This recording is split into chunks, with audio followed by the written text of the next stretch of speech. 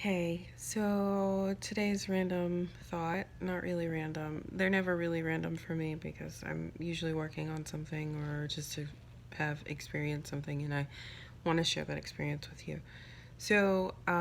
Today's thought is about routines or, some people call them schedules. I think there is a really big fear around creating something that seems like it's rigid and doesn't necessarily allow for baby to be baby.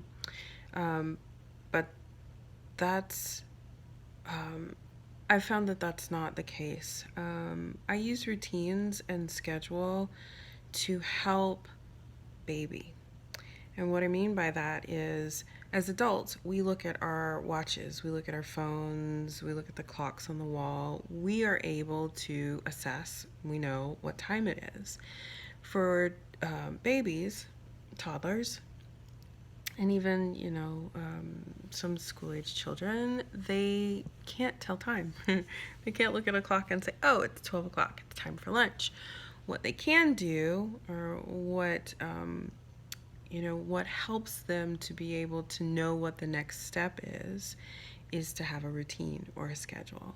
And so oftentimes when I'm working with families, and one of the first things that I do is set up an age appropriate routine so that baby can begin to predict what the next step is going to be.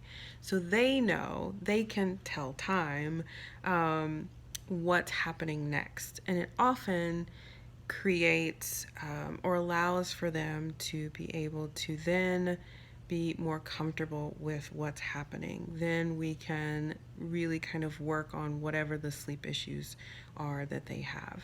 So I really want to encourage you to implement some sort of routine. It doesn't have to be super strict, like you have to do, this at this time, right at this time. You just want to do the same thing around the same time every day so that they know what's essentially about to happen. So it's not a surprise for them.